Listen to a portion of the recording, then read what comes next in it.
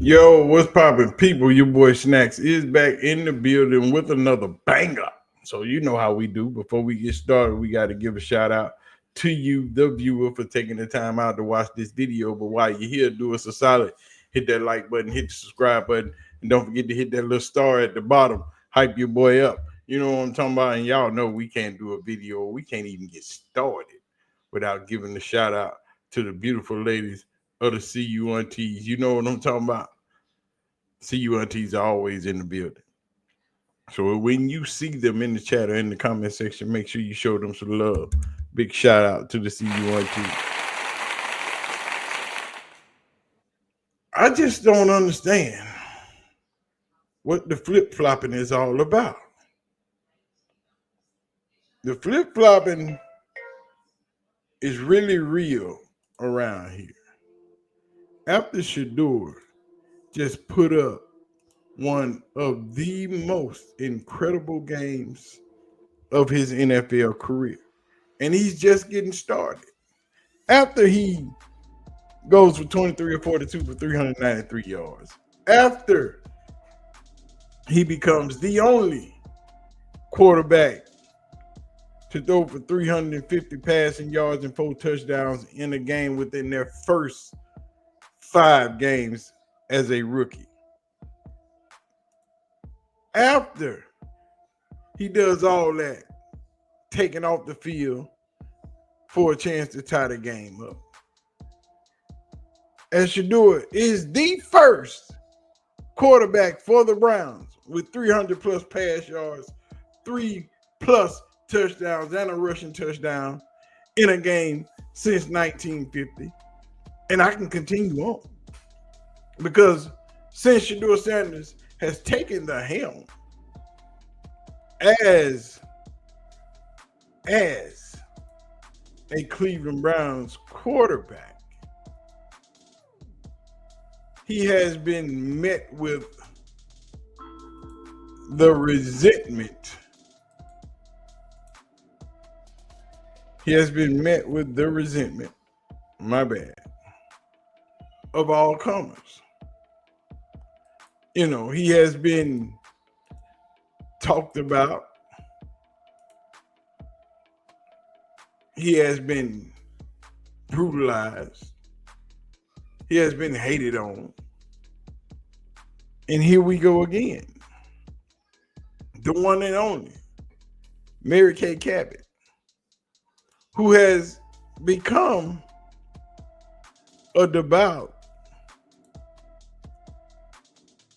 Shedeur lover, or one that has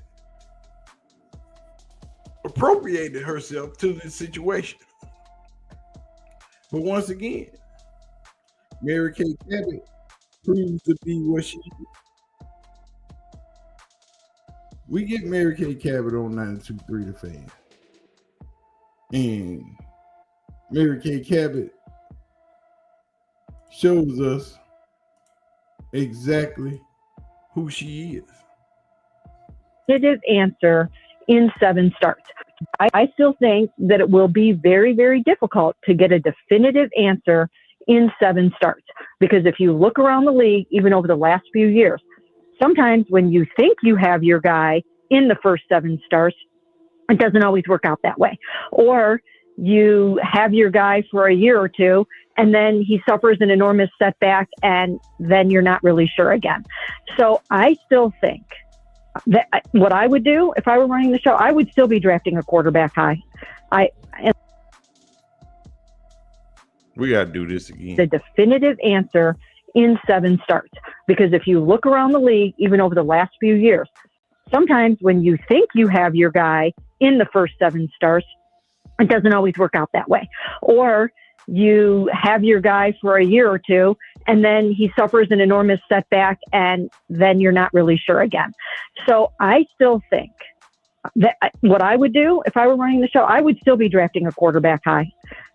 Unless he absolutely shows you definitively that he is 100% your guy, then I would still be really in the hunt for one of those top quarterbacks in the first round of the draft. And if you end up with more quarterbacks than you need, then that's a great problem to have.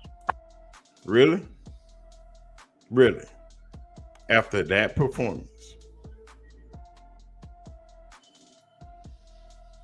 Boy, you talking about the flippy though, the floppies. They flipping and flopping over in Cleveland. This is the Cleveland media. Now, Mary Kay say, even if Shedeur proves to be who he is, I would still draft the quarterback high in the next draft. Why? When you got Shedeur, when you got 4, you got 12, you got 4, and probably gonna keep 8. So you got Dylan Gabriel, Deshaun Watson, Shedeur Sanders. Why would you even draft another quarterback? What are you doing? What are you talking about? These people are so used to losing. They don't know what winning feels like. They don't understand what development is. They don't understand what getting better. They just want to automatically go to the Super Bowl. You ain't even sniffed the Super Bowl. Ever. But all of a sudden, you know what you're talking about. Nobody in Cleveland knows what winning looks like, feels like at all. Look at these comments.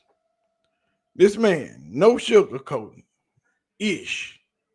Say, y'all so used to losing to this point, you can't even see when you have a real quarterback.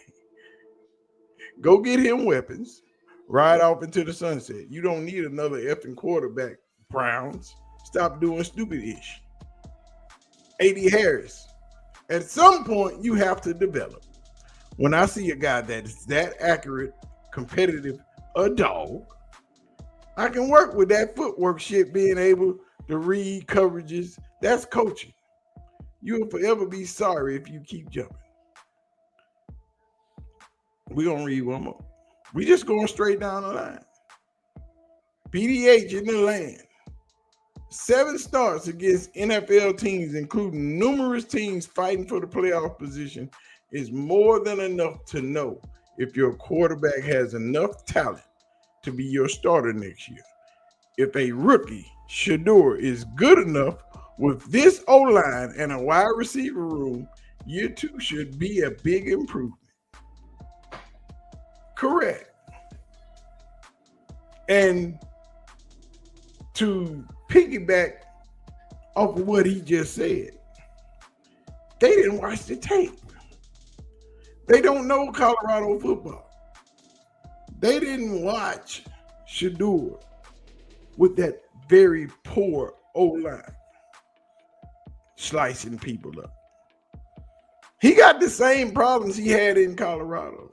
The bad O-line, receivers that he got to put in good positions to win games. He did all that. He can't do it again. He told y'all in the combine, I am him. I want to go somewhere where I can improve upon what's there. I want to be that guy to bring you back to prominence. I did it in Jackson State. I did it in Colorado. Now I'm going to do it for you. Just let me be great. And they don't want him to be great. And that's a problem. That is a problem. Why are we doing this? What are we doing? Tony Grossi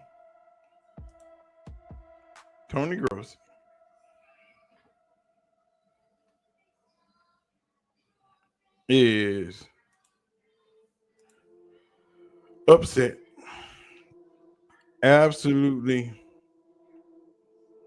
sick of all of it. And I'm with Tony Grossi. Because at some point, you got to identify what you have and use it. Say today that Shedeur wasn't putting in the work early on, and that's what turned people off. And Tony wrote today, and I have to ask him, I don't know where he got this or whether he's speculating. He basically tried to say today that Shedeur wasn't putting in the work early on, and that's what turned people off in the building. I have no idea if that's the case. But I know this, when you're fourth string and they're telling you they're going to redshirt you, I mean, that's, as a young person, which Shedeur is, that's kind of tough to deal with.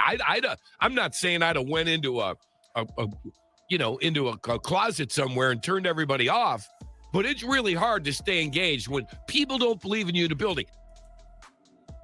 Tell them again. But that ain't it.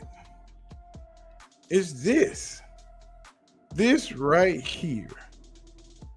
Where we at? Where we at? Let me get what I want.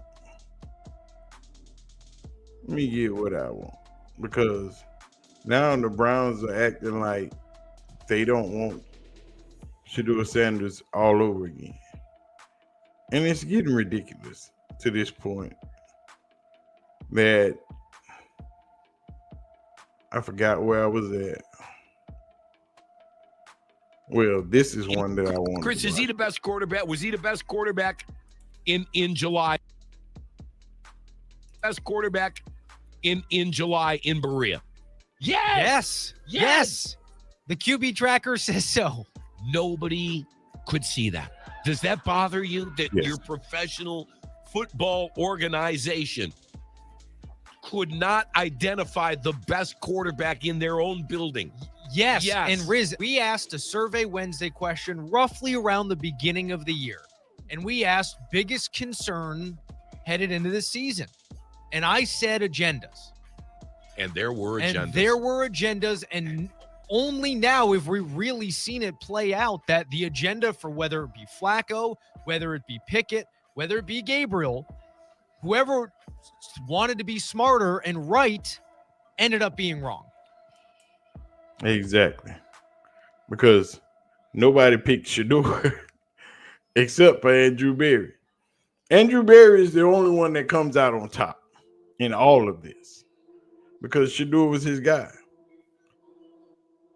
Through all the training camps, OTAs, fall practice, rookie minicamp, Shedeur was that guy.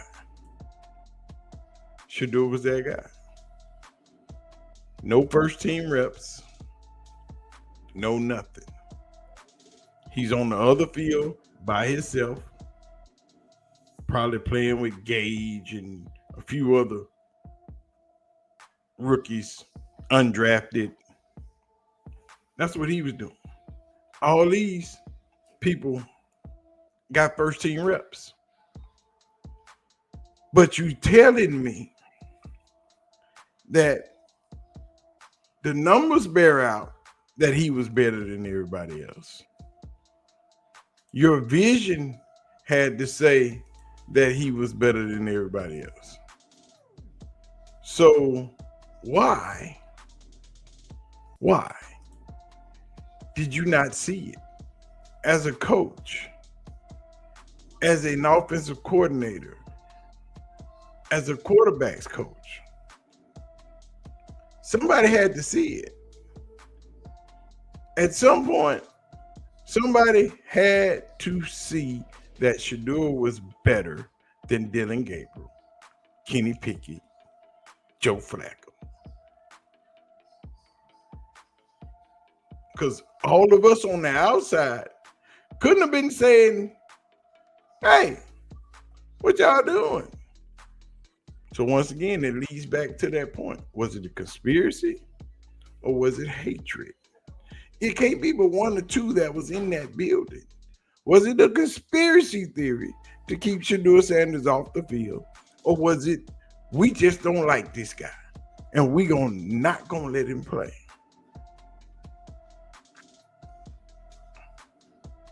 So which one is it? With Deshaun, his veteran backup, you wouldn't take a Watson Sanders quarterback door starting with Deshaun, his veteran backup? I would. Chris, would you take that? Riz, I would. Yeah. And I admit, I can't believe I'm saying it, but to build a roster, if we're talking about getting more young people, it will kill you to cut him. You can't do it. He's got to be on the roster. You wouldn't Oh, they'll take cut a him. Watson Sanders quarterback. They'll cut him. They'll cut him. But we wouldn't mind if they cut him. And I'm sure the rest of the NFL probably wouldn't mind because they looking. They're going to get calls all summer. Because Shedeur has shown to be great. The question for me is, who made the call to start Dylan Gabriel? Who's responsible for Dylan Gabriel starting over Shedeur?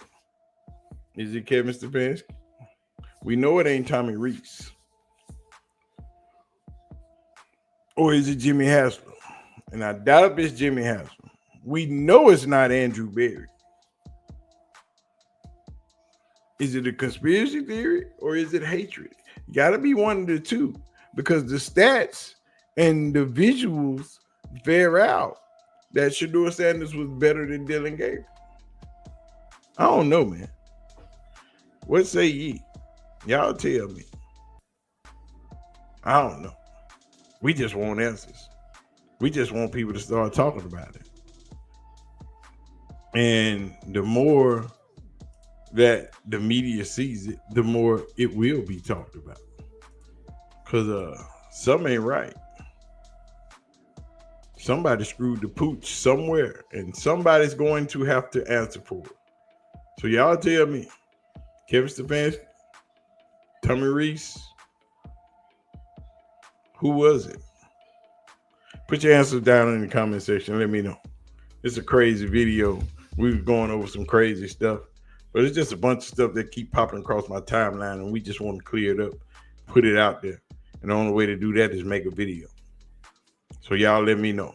Put your answer down in the comment section. Holla at your boy. I'm going to get out of here. Y'all know what we do. Peace out.